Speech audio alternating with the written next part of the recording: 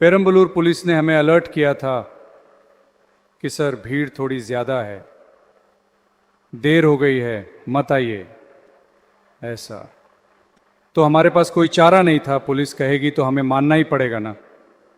उसी समय पेरम्बलूर के लोगों की सुरक्षा को भी ध्यान में रखते हुए हम भारी मन से वापस लौट गए। उसके बाद हमने पेरम्बलूर निर्वाचन क्षेत्र के लोगों से माफ़ी भी मांगी। उसी तरह नामक्कल की वो मीटिंग खत्म करके जब हम करूर आ रहे थे तो करूर पुलिस हमें अलर्ट कर सकती थी ना।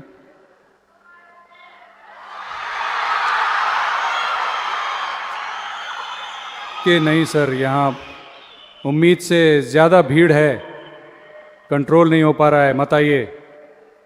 और पुलिस चाहे तो वो मीटिंग कैंसिल कर सकती है अगर उन्हें लगे कि कुछ गड़बड़ है, कुछ ठीक नहीं लग रहा है।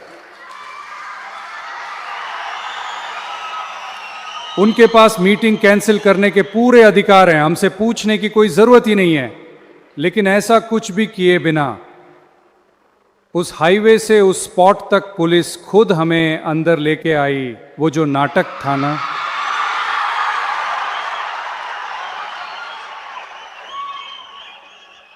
मैं मान गया, पूरी तरह मान गया।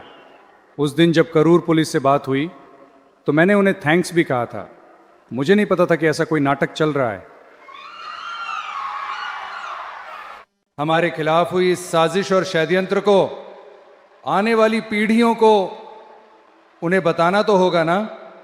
इसलिए आगे से कोई ऐसी राजनीतिक साजिश या षड्यंत्र करने की सोचे भी नहीं। इसके लिए करूर में हमारी टीवीके की तरफ से एक स्मारक बनाया जाएगा। आपने सुना विजय किस तरह से करूर की उस दुर्घटना से त्रस्त हैं और लगातार पुलिस की लापरवाही की बात कर रहे हैं। करूर तमिलनाडु में सितंबर 2025 में अभिनेता, राजनेता और टीवी के प्रमुख विजय की जनसभा के दौरान भारी भीड़ उमड़ी थी। कार्यक्रम स्थल पर लोगों की संख्या अनुमान से ज्यादा थी। बैरिकेड्स के पास अचानक धक्का मुक्की हुई और देखते ही देखते भगदड़ मची। इस हादसे में 41 लोगों की जान चली गई, जबकि कई दर्जन लोग घायल हुए। घटना के बाद भीड़ प्रबंधन, सुरक्षा व्यवस्था और प्रशासन की तैयारियों पर गंभीर सवाल उठे।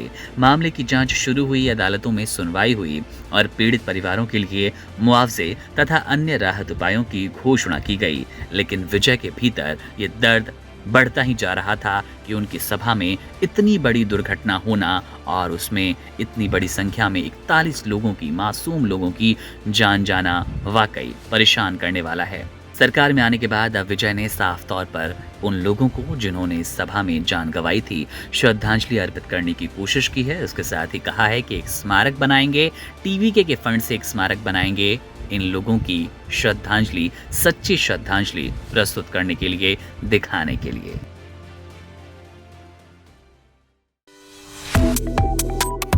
Subscribe to One India and never miss an update. Download the One India app now.